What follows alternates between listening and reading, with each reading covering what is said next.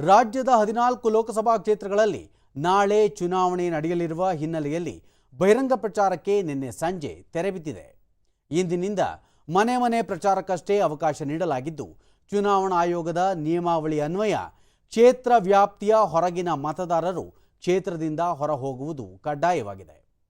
ಎರಡನೇ ಹಂತದಲ್ಲಿ ಚಿಕ್ಕೋಡಿ, ಬೆಳಗಾವಿ, ಬಾಗಲಕೋಟೆ, ವಿಜಯಪುರ, ಕಲಬುರಗಿ, ರಾಯಚೂರು, ಬೀದರ್, ಕೊಪ್ಪಳ, ಬಳ್ಳಾರಿ, ಹಾವೇರಿ, ಧಾರವಾಡ, ಉತ್ತರ ಕನ್ನಡ, ದಾವಣಗೆರೆ ಮತ್ತು ಶಿವಮೊಗ್ಗ ಲೋಕಸಭಾ ಕ್ಷೇತ್ರಗಳಿಗೆ ಮತದಾನ ನಡೆಯಲಿದೆ.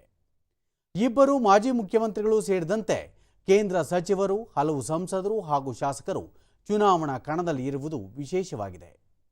14 ಕ್ಷೇತ್ರಗಳಲ್ಲಿ 21 ಮಹಿಳಾ ಅಭ್ಯರ್ಥಿಗಳು ಸೇರಿದಂತೆ ಒಟ್ಟು 227 ಅಭ್ಯರ್ಥಿಗಳು ಕಣದಲ್ಲಿದ್ದು, ಆ ಪೈಕಿ 117 ಪಕ್ಷೇತರರು ಅಖಾಡದಲ್ಲಿದ್ದಾರೆ. ದಾವಣಗೆರೆಯಲ್ಲಿ ಅತಿ ಹೆಚ್ಚು 30 ಅಭ್ಯರ್ಥಿಗಳು, ವಿಜಯಪುರ ಹಾಗೂ ರಾಯಚೂರಿನಲ್ಲಿ ಅತಿ ಕಡಿಮೆ ತಲಾ 8 ಅಭ್ಯರ್ಥಿಗಳು ಕಣದಲ್ಲಿದ್ದಾರೆ.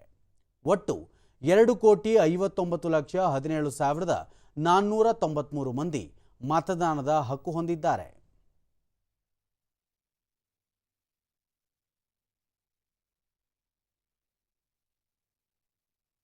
ಸುಗಮ ಹಾಗೂ ಶಾಂತಿಯುತ ಮತದಾನಕ್ಕೆ ಚುನಾವಣಾ ಆಯೋಗ ಅಗತ್ಯ ಸಿದ್ಧತೆಗಳನ್ನು ಮಾಡಿಕೊಂಡಿದ್ದು, ಅತಿ ಸೂಕ್ಷ್ಮ ಮತಗಟ್ಟೆಗಳಲ್ಲಿ ಹೆಚ್ಚಿನ ಭದ್ರತಾ ವ್ಯವಸ್ಥೆ ಕೈಗೊಳ್ಳಲಾಗಿದೆ.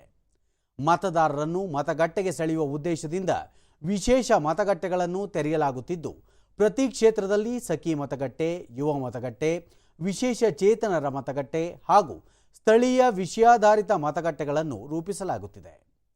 ಸ್ವೀಪ್ ಸಮಿತಿಯಿಂದ ಈಗಾಗಲೇ ಮತದಾನದ ಕುರಿತು ಜಾಗೃತಿ ಕಾರ್ಯಕ್ರಮಗಳನ್ನು ಎಲ್ಲೆಡೆ ವ್ಯವಸ್ಥಿತವಾಗಿ ನಡೆಸಲಾಗಿದ್ದು, ಮತದಾನದ ಪ್ರಮಾಣ ಹೆಚ್ಚಳದ ಗುರಿ ಹೊಂದಲಾಗಿದೆ.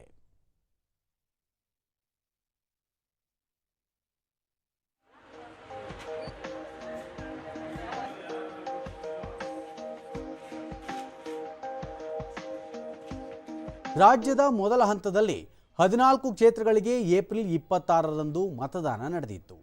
ಈ ಹಂತದಲ್ಲಿ ಒಟ್ಟಾರೆ 69.56% ಮತದಾನವಾಗಿತ್ತು.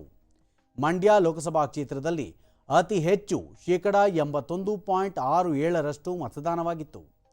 ಜೂನ್ 4ರಂದು ಫಲಿತಾಂಶ ಪ್ರಕಟವಾಗಲಿದೆ.